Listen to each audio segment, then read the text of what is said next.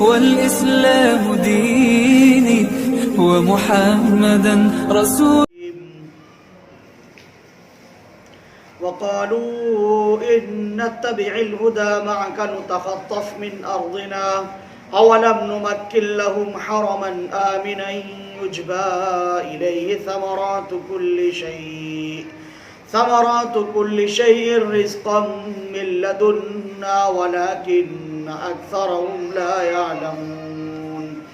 وكم أهلكنا من قرية بطرت معيشتها فتلك مساكنهم لم تسكن من بعدهم إلا قليلا وكنا نحن الوارثين.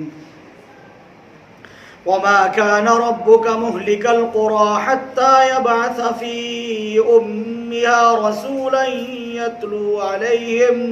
يتلو عليهم آياتنا وما كنا مهلك القرى إلا وأهلها ظالمون. وما أوتيتم من شيء فمتاع الحياة الدنيا وزينتها وما عند الله خير وأبقى أفلا تعقلون. صدق اللہ العظیم. سورۃ القصص کا یہ چھٹا رکوع ہے اور آخر کی 4 آیات آیت نمبر 57 سے آیت نمبر 60 تک تلاوت کی گئی ہیں. یہ آیات آج ہمارے درس میں شامل ہیں.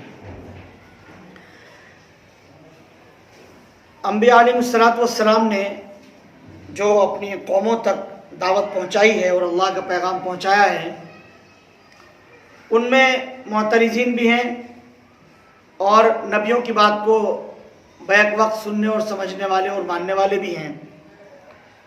تو بعض لوگ ایسے بھی ان میں پائے گئے کہ جو ایمان تو قبول نہیں کرتے تھے، انہیں کسی قسم کا خطرہ اور خوف ہوتا تھا، جس کی وجہ سے وہ ڈرے رہتے تھے کہ اگر ہم نے ایمان قبول کر لیا، ہم ان کے پالے میں چلے گئے تو پھر ہمارا کیا ہوگا.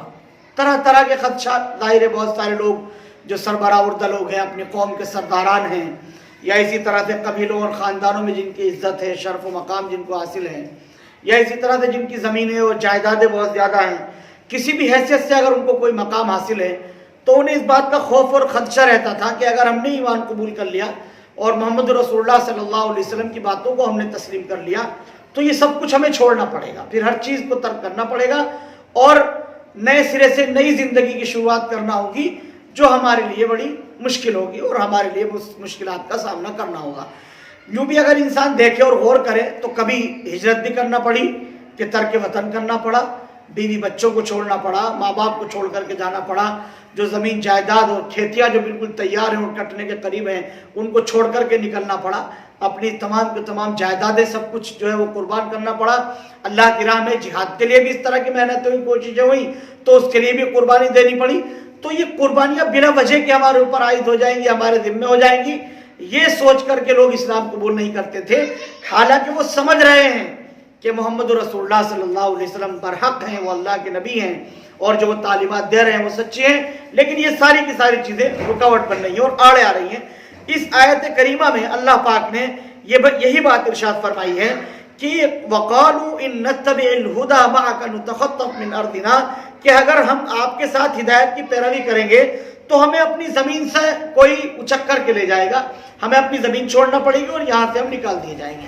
جس زمین کے اندر ہم رہ رہے ہیں، یہاں ہمارے ماں باپ بھی ہیں، بیوی بچے بھی ہیں، بھائی بہن بھی ہیں، اعزا و اقربا ہیں، ہمارے کھیت کھلیان ہیں، زمین ہے، باغات ہیں، ہر چیز یہاں پر ہے. تمام کی تمام چیزیں ہم سے چھوٹ جائیں گی، سب کچھ ہمیں چھوڑ کر کے جانا پڑے گا، یہاں سے کوچ کرنا پڑے گا. کہیں ایسا نہ ہو کہ ہماری یہ تمام کی تمام چیزیں ہم سے کوئی اچک لے. اولم نمکن لهم حرما آمنا یجبى الیہ ثمرات کل شیء. اب اللہ پاک نے ان کا جواب دیا کہ تمہیں یہ اس زندگی کے اندر تمہیں اس بات کا خدشہ ہو رہا ہے کہ تم کو زمین چھوڑنا پڑے گی، تم کو نکلنا پڑے گا، تمہیں لوگ اذیتیں دیں گے، تمہیں پریشانی اور مصیبتوں کا سامنا کرنا پڑے گا، تمہیں ایسا کیوں لگ رہا ہے؟ اس کے جواب دیے قرآن کریم نے 3 بہت اہم اور بنیادی باتیں یہاں پر ذکر کی کہ کیا ان 3 باتوں کے ہوتے ہوئے بھی تمہارا یہ عذر لن ایک بودا عذر کیا چل سکتا ہے؟ کیا تمہارا یہ کہنا کافی ہو جائے گا کہ ہمارا کیا ہوگا؟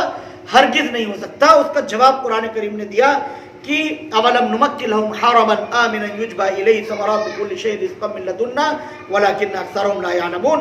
भला क्या हमने उनको उस हरम में जगह नहीं दे रखी है जो इतना पुरअमन है कि हर किस्म के फल उसकी तरफ खुद ब खुद खींचे चले आते हैं, और जो हमारी ख़ास तवज्जो से जो है वो दिया हुआ रिज़्क़ है जो उनको मुस्तकिल हासिल हो रहा है, लेकिन उनमें से अक्सर लोग जानते नहीं हैं। हरम आमीन कहा इसको कि वो मुक़द्दस मकाम जो हरम शरीफ है, उस हरम शरीफ में तो कत्ल गारतगिरी भी मना है, वहाँ तो छीन झपट भी नहीं कर सकते। हत्ता कि खुले दुश्मन जो मैदान जिहाद में जाने के बाद बिल्कुल आमने सामने होते हैं, लेकिन जब वो हरम के अंदर आते हैं तो एक दूसरे से इस तरह से मिलते हैं जैसे इनका आपस में कोई किसी भी तरह का कोई इख्तिलाफ ही नहीं है, एक दूसरे से इस तरह से मोहब्बत से मिलते हैं वो, हालांकि बाहर निकलने के बाद उनकी दुश्मनियाँ चूंकि तो बाकी हैं। तो हरम आमीन, हमने इस मुक़द्दस मकाम को क्या तुम्हारे लिए अमन अमान और सुकून की जाए पनाह नहीं बना दिया है कि तुम्हें इस बात का खौफ और खदशा होने लगा कि हम यहाँ से निकाल दिए जाएंगे, और सारी दुनिया के रिज़्क़ बेहतर से बेहतर और अच्छे से अच्छे क्या तुम्हारी इस सरजमीन पर तुमको मैसर नहीं है। जब अल्लाह पाक ने ये हरम मुक़द्दस को, हरम मुहतरम को इस काबिल बना दिया कि सारी दुनिया से लोग सफ़र करके वहाँ पहुँचें, तो फिर जाहिर है कि उनकी ज़रूरियात पूरा करना अल्लाह की जिम्मेदारी है। तो अल्लाह पाक ने उसके इंतज़ामात ये फरमाए कि दुनिया की बेहतर से बेहतर और अच्छी से अच्छी चीज़ हरम मुक़द्दस के अंदर लाई जाती है और वहाँ पर वो फ़रोख्त की जाती है, और लाने वाले अपने लिए एहसास की बात समझते हैं। और आज के ज़माने में भी, ये तो पुराने ज़माने में भी ऐसा होता था कि तिजारत की बेहतरीन मंडी मक्का मुकर्रमा थी, वहाँ इलाके और दीगर जो ममालिक थे, अरब के खित्ते थे, सब का माल सिमट करके वहाँ आ जाता था और वहाँ ला करके बेचा जाता था। आज के ज़माने में भी अगर आप देखेंगे, और अल्लाह करे कि मौका हो उम्रे या सफ़र का, अल्लाह रब्बुल आलमीन मौका इनायत फरमाए, तो वहाँ जब जाएंगे तो देखेंगे कि सारी दुनिया की जो सबसे कीमती और बेहतरीन अशिया होती हैं वो तमाम की तमाम वहाँ पर मैसर हैं। बेहतरीन उम्दा खाने और तमाम तर मशरूबात और बरतने की और इस्तेमाल करने की जितनी भी चीज़ें हैं, एक से एक अच्छी और शानदार सारी दुनिया के ममालिक में जो सबसे अच्छी और सबसे बेहतरीन होती है वो छांट करके वहाँ पहुँच जाती है, वहाँ ले जा करके उसको फ़रोख्त किया जाता है। ये निज़ाम बनाया अल्लाह पाक ने। तुम्हें किस बात का खदशा, तुम्हें किस बात का खौफ और तुम्हें किस बात का डर है? क्या तुम्हारा ये उज़्र कबूल किया जाएगा कि तुम ये कह दो कि हम उछक लिए जाएंगे, और अगर तुम्हारी बात को हमने तस्लीम कर लिया, तुम्हारी हिदायत को हमने मान लिया, तो हम तो मारे जाएंगे, हम तो बर्बाद हो जाएंगे, हम तो हलाक हो जाएंगे? क्या ये इस लायक बात है कि जिसको तस्लीम कर लिया जाए, जिसको मान लिया जाए कि इस हरम मुक़द्दस में तमाम की तमाम चीज़ें जो है वो पूछ करके तुम तक नहीं पहुँच रही हैं, बेहतरीन से बेहतरीन रिज़्क़ तुम्हें मिल रहा है, अच्छी से अच्छी जो भी अशिया, जो भी तुम्हारी ज़रूरियात हैं वो तमाम की तमाम तुमको वहाँ पर मैसर हैं और तुमको वहाँ पर मिल रही हैं। आप देखेंगे कि हमारे मुल्क हिंदुस्तान की भी बहुत सारी जो बेहतरीन और चुनिंदा चीज़ें होती हैं, जो क्वालिटी के एतबार से बेहतरीन होती हैं, वो सब की सब वहाँ आसानी से मिल जाती हैं, यहाँ वो नसीब और मैसर में नहीं आती। तो क्या है, ये अल्लाह पाक का बनाया हुआ निज़ाम है। अल्लाह पाक ने फरमाया वलाकिन्न अक्सरहुम ला यअलमून, लेकिन इनमें के अक्सर लोग इस बात को जानते नहीं, वो इससे बाखबर नहीं हैं, वाकिफ नहीं हैं, बल्कि ये निज़ाम अल्लाह सुब्हानहू व तआला ने बना रखा है। तो तुम्हें इस कत्ल गारतगिरी से डरना नहीं चाहिए। ये बात तुम्हारी चलने वाली नहीं है कि तुम ये कह कर के जान बचाना चाहो कि साहब हम तो आपकी हिदायत को और आपकी बातों को सिर्फ इसलिए नहीं मान रहे हैं कि हमें कोई नुकसान ना हो जाए, हमें किसी तरह का कोई खसारा ना हो जाए। वकम अहलकना मिन क़रयतिन बतिरत मईशतहा फतिलका मसाकिनुहुम लम तुस्कन मिन बअदिहिम इल्ला क़लीला व कुन्ना नहनुल वारिसीन। और कितनी ही बस्तियाँ वो हैं जो अपनी मईशत पर बड़ी इतराती थी, हमने उनको तबाह कर डाला, बर्बाद कर डाला। अब वो उनकी रिहाइश गाहें तुम्हारे सामने है, अब तुम अंदाजा लगा सकते हो कितनी बस्तियाँ इस तरह की थी कि वो अपनी तमाम की तमाम चीज़ों पर इतरा रही थी, और उनको अपने बज़ा में खुद वो ये समझती थी कि सारा सिस्टम और सारा निज़ाम हमारे चलाने से चल रहा है, या हम इस तरह कहेंगे तो लोगों तक चीज़ें पहुँचेंगी, हम जो है मेहनतें मशक्क़तें करेंगे तो लोगों को सामान मैसर आएगा। लेकिन अल्लाह पाक फरमाता है कि हमने उनको खाक में मिला दिया, हमने उनको बर्बाद कर दिया। अब उनका कोई नाम लेवा नहीं है, उनकी मिसालें तुम्हारे सामने मौजूद है। तो क्या हिदायत से इसका ताल्लुक़ है? अगर तुम हिदायत चाहते हो, अगर तुम हिदायत पर अमल करते हो तो अमन व अमान तुम पाने वाले हो। جو لوگ ہدایت کو تسلیم نہیں کر رہے, نہیں مان رہے, ان کا نام و نشان مٹا دیا گیا, ان کو ختم کر دیا گیا. تو یہ چیز تمہاری اس طرح سے نہیں ہونی چاہیے. وَكُنَّا نَحْنُ الْوَارِثِينَ. اور حقیقت بات تو یہ ہے کہ اللہ رب العزت یہ بات فرماتے ہیں کہ اصل وارث ہم ہی ہیں جو باقی رہیں گے, ہم وارث بنے رہیں گے. اصل تو نام اللہ کا ہے, اللہ کا نام ہمیشہ ہمیشہ باقی رہے گا. دنیا ختم ہو جائے گی, مٹ جائے گی, ہر چیز فنا ہونے والی ہے, اللہ کا نام باقی رہ جائے گا. تمہیں کس بات کا خدشہ ہے؟ معلوم یہ ہوا کہ اگر دنیا کے اندر کوئی مصیبت آتی بھی ہے, کوئی پریشانی ہے, اس کا سامنا بھی کرنا پڑ رہا ہے, تو وہ جز وقتی ہے, اس کی مدت بہت کم ہے. اس لیے کہ پوری دنیا کی مدت کم ہے, یہ تو دنیا ہی ختم ہونے والی ہے, اور اس دنیا کے ختم ہونے سے پہلے انسان ختم ہو جائے گا. یعنی ذاتی طور پر ابھی دنیا پتہ نہیں کب چلے گی, لیکن ہر انسان یہ سوچے کہ میرا خاتمہ تو بہت جلدی ہونا ہے. اگلی سانس کا انسان کو اعتبار و بھروسہ نہیں کہ اگلی سانس وہ لے پائے گا نہیں لے پائے گا, لیکن اگر جیے گا بھی تو کتنا جیے گا؟ 60 سال, 70 سال, 80 سال, 90 سال, 100 سال, کتنا جیے گا؟ یہ دنیا تو ابھی چلتی چلی جائے گی. آخرت اس کو فنا ہونا ہے, ختم ہونا ہے, ہمیشہ ہمیشہ تو دنیا کے اندر باقی نہیں رہے گا. تو اسی طرح سے یہ بات سمجھ لینی چاہیے کہ یہ کلفتیں اگر آئیں گی بھی, مصیبتیں اگر آئیں گی بھی, تو سال, 10 سال, 50 سال, 20 سال, 100 سال, 80 سال اتنی آئیں گی. اس کے بعد جو ہمیشگی کی زندگی ہے, جو جنت کی زندگی ہے اور آخرت کی زندگی ہے, وہ زندگی باقی رہنے والی اور بہترین زندگی ہے. تو اس زندگی سے بہت جلد چھٹکارا بھی مل جائے گا, یہ زندگی بہت جلدی ختم ہو جائے گی. اللہ پاک نے فرمایا وَكُنَّا نَحْنُ الْوَارِثِينَ, کہ سچائی اور حقیقت یہ ہے کہ ہم ہی اس کے وارث بننے والے ہیں. وارث تو ہم ہی رہیں گے دنیا کے اندر, ہمارا ہی نام باقی رہ جائے گا. وَمَا كَانَ رَبُّكَ مُهْلِكَ الْقُرَىٰ حَتَّىٰ يَبْعَثَ فِي أُمِّهَا رَسُولًا يَتْلُو عَلَيْهِمْ آيَاتِنَا وَمَا كُنَّا مُهْلِكِ الْقُرَىٰ إِلَّا وَأَهْلُهَا ظَالِمُونَ. اور آپ کا پروردگار ایسا نہیں ہے کہ وہ بستیاں یوں ہی ہلاک کر ڈالے جب تک کہ ان بستیوں کے مرکزی مقام پر کوئی رسول نہ بھیجا جائے جو ان کو ہماری آیتیں پڑھ پڑھ کر کے سنائے. اور ہم بستیوں کو اس وقت تک ہلاک نہیں کرتے ہیں جب تک ان کے باشندے ظالم نہ بن جائیں. وَمَا كُنَّا مُهْلِكِ الْقُرَىٰ إِلَّا وَأَهْلُهَا ظَالِمُونَ. وہاں کی بستی والے اگر ظالم ہو جائیں گے تو ان بستیوں کو ہم ہلاک کر دیتے ہیں.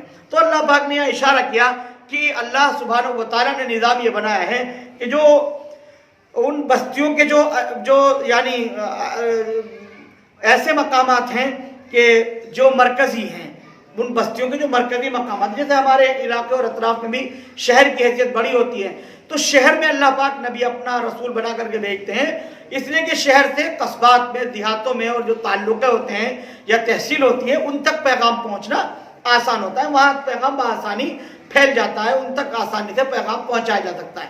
تو اللہ پاک نے اپنا نظام بنایا کہ ہم ہدایت دینے کے لیے اور اتمام حجت کے لیے تمام قوموں پر اپنا نبی اور رسول ضرور بھیجتے ہیں تاکہ لوگوں تک پیغام عام ہو جائے, لوگوں تک پیغام پہنچ جائے. اور پھر اگر وہ اس کو تسلیم کر لیتے ہیں, ہماری دعوت کو مان لیتے ہیں, ایمان لے آتے ہیں, تو یہ انہی کے لیے بہتر ہے.